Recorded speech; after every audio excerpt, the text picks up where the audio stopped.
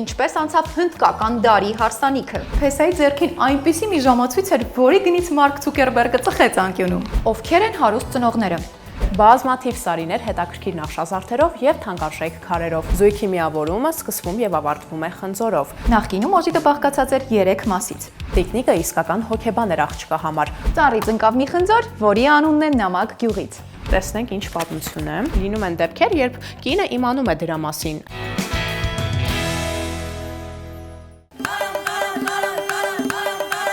Ողջույններ։ Մենք սկսում ենք հարսանեկան նոր հաղորդաշար։ Միայն այս հաղորդմանը կիմանաք, թե ինչպես անցավ հնդկական դարի հարսանիքը։ Հայկական ավանդույթներ, որոնց մասին ոչինչ չգիտեք։ Կկարդանք հայկական գյուղերից ուղարկված նամակներ հարսանեկան զույգի խնդիրների եւ անակնկալների մասին։ Իսկ այս հաղորդումը ձեզ համար կվարեն Մանան Ասատրյանը եւ Քրիստինա Խալաթյանը։ Բոլոր ճեղքերից շայթքում էր դարի հարսանիք Հնդկաստանում $600 միլիոն արժողությամբ վերնագիրը, հետաքրքիր դեկորացիաներ, հոլիվուդյան աստղեր ու համեղագույն ուտեստներ։ Փեսայի ձեռքին այնպիսի մի ժամացույց էր, որի գնից Մարկ Ցուկերբերգը ծխեց անկյունում։ Նախահարսանեկան միջոցառում 4 օր տևողությամբ։ Համեստիկ 1200 հոգանոց շրջագայություն երկրի մինչև բուն հարսանիքը։ Եվ այս ամենի ուսումնասիրությունը կսկսենք բուն արմատներից։ Ովքեր են հարուստ ծնողները։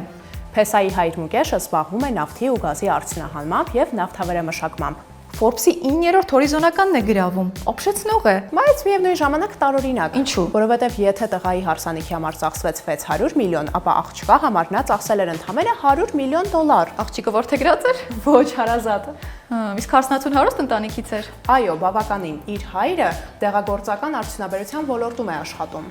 Կարճ ասած ունևոր էին։ Այո, բավականին։ Նշենք, որ դարի հարսանիքում գտնվեցին այնպիսի գիգանտ հայտնիներ, ինչպիսիք են Բիլ Գեյթսը, Մարկ Ցուկերբերգը, Քիմ եւ Քլոե Քարդաշյանները։ Կային նաև հետաքրքիր ավանդույթներ, որոնց հետևեցին հարսն ու փեսան։ Առաջինը կոչվում է խալդի։ Հատուկ քրքում համեմունքից պատրաստված դիմակները քսում էին հարսի ու փեսայի դեմքին ու ողջ մարմնին։ Երկրորդ ավանդույթը հարսանիքի օրվա ընտրությունն է։ Հուլիսի 12-ը հնդկական ավանդույթների համաձայն լավ եւ հաջողակ օր է։ Հենց այդ օրն էլ ընտրվում է հարսանիքի համար։ Կառանդնացնենք նաև հարսի զգեստը, ոսկե գույն տոպով զգեստը, Versace բրենդի վարդագույն զգեստը եւ իհարկե սարիները։ Բազմաթիվ սարիներ հետաքրքիր նախշազարդերով եւ թանկարժեք քարերով։ Եվ ընդամենը մի քանի կիլոմետր այն կողմ բաց մնացին դժոխքի դռները, քանի որ Հնդկաստանը բազմաշերտ է, թե լավ, թե վատ առումով։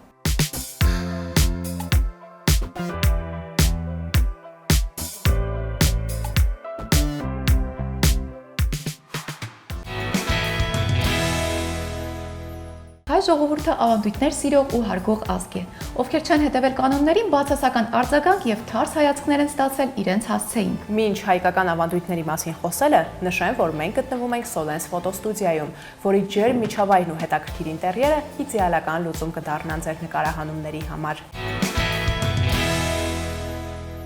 Զույգի միավորումը սկսվում եւ ավարտվում է խնձորով։ Շատերը գիտեն, որ խնձորը պտղաբերության եւ սիրո խորհրդանիշ է, մոռանալով, որ այն նաեւ երկրագնդի հետ նմանության շնորհիվ ունի տիեզերական սիրո խորհուրդ։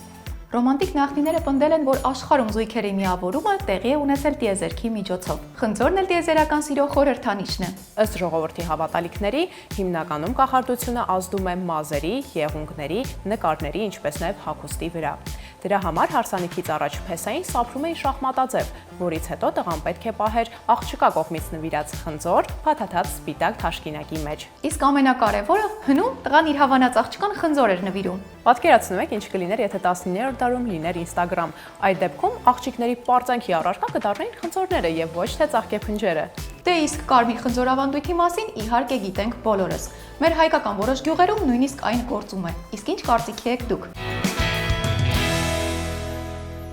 Նախկինում օժիտը բաղկացած էր 3 մասից։ Առաջին՝ իրեր, որոնք հարսն իր ձեռքով էր գործում, ապացուցելով, որ տան աղջիկ է։ Երկրորդ՝ հարազատների եւ մտերիմների նվերներ։ Եվ երրորդ՝ ծնողները նվիրում էին հարսին այն ժամանակ, երբ նա ունենում էր առաջնեկին։ Իդեպ, դիպլոմը օժիտի տանելը խորտ չէ օժիտի գաղափարին։ Այդ քայլով աղջիկը ապացուցում է, որ իսկական կին է, քանի որ ցանկության եւ անհրաժեշտության դեպքում կարող է թե աշխատել, թե պահել ընտանիքը։ Հետևաբար կատարում է կարևոր ընտանեկան գործառույթ։ Հնում ամենացանկալի օժիտը հարազատներից հետևյալն էր. Կարի մեքենա, ներքնակ ու վերմակ, գուլպաներ, գորգեր, սանրեր։ Իսկ հիմա որպես օժիտ ստանում են տեխնիկա, ավտոմեքենա եւ նույնիսկ բնակարան։ Իսկ դուք ինչ կցանկանաք ստանալ որպես օժիտ։ Գրեք մեկնաբանություններում։ Հարսը միջև ամուսնանալը եղել է չխոսքան։ Տատիկը բոլորից գաղտնի աղջկան պետք է նվիրեր տիկնիկ, որը հետագայում դառնում է նրան մոտ ընկերուհի։ Տիկնիկը իսկական հոգեբան էր աղջկա համար։ Աղջիկը իրավունք չուներ իր խնդիրներով կիսվել ամուսնու հետ։ Այդ պատճառով ամեն ինչ պատմում էր տիկնիկին։ Վատ նշան էր տիկնիկի հանկարծակի կորչելը։ Համարվում էր, որ դրանք չար ուժերն էին, որոնք վերադառնում էին, եւ դա նշանակում էր դժբախտություն։ Գրեք, թե դուք ում հետ եք կիսվում ձեր մտահոգություններով։ Ծառից ընկավ մի խնձոր, որի անունն է Նամակ գյուղից։ Այս նամակը մեզ ուղարկել է մեր հետևորդուհին հեռավոր գյուղից։ Իրական պատմություն է։ Հիմա կկարդանք եւ կքննարկենք միասին։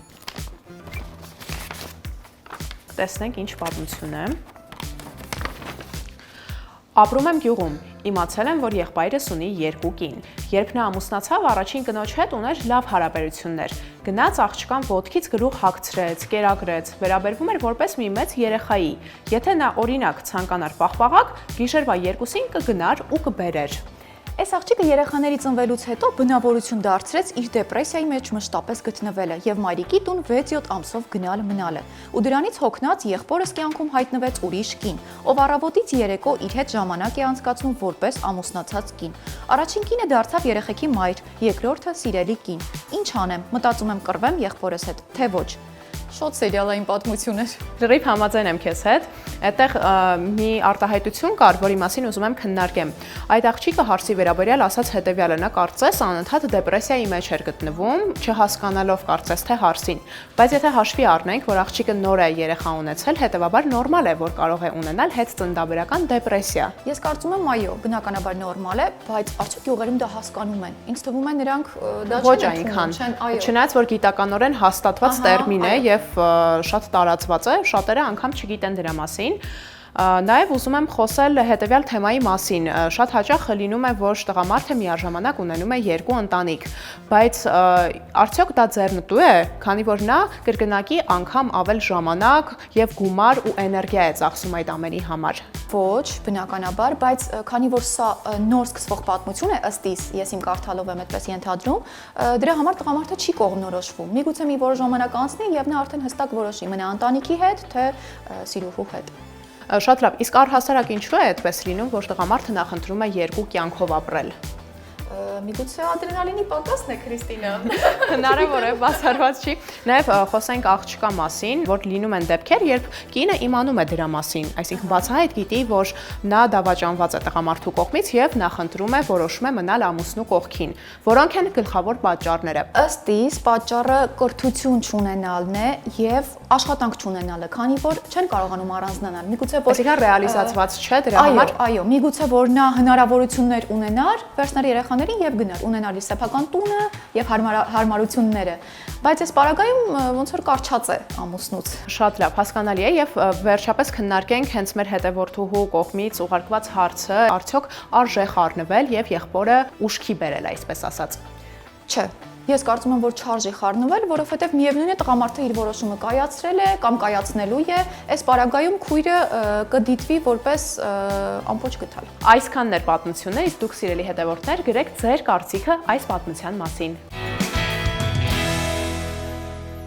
Այսօրվա համար նախատեսել էինք այսքանը։ Հույս ունենք, որ հավանեցիք ֆորմատը։ Հետաքրքիր կլինի կարդալ ձեր կարծիքները եւ իմանալ հաղորդման որ փուլը հավանեցիք դուք։ Իդեպ, խոսելով հարսանիքներից պետք է նշենք, որ այս հետաքրքիր տաղավարները մեզ տրամադրեց Solens ֆոտոստուդիան։ Գենդեր փարթիների, ծննդյան ֆոտոշութերի եւ ցանկացած նկարահանումների համար իդեալական ֆոտոստուդիա։ Իսկ կատարելությունն ամբողջացնելու համար բաժանորդագրվեք ալիքին եւ միացեք մեր Patreon-ին մեր ալիքին աջակցելու համար։